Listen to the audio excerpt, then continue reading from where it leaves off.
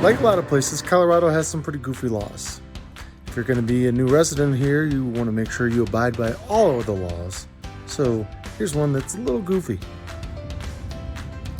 Not only is it unpleasant, but it is actually illegal in Vail to collide with obstacles on ski slopes. Now that we're keeping you clean while living in Denver, Colorado, let's talk about getting you to the Mile High City. And it is your lucky day. I know a guy who's got a guy. A Timmy. Hi, my name is Tim, and I'm a real estate agent here in Denver, but I actually moved here myself about 17 years ago.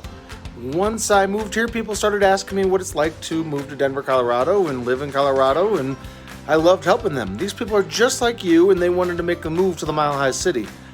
I would love to help you out, so whether you are moving this week, this month, this year, this decade, or even tomorrow, let me know how I can help you make a smooth move to altitude.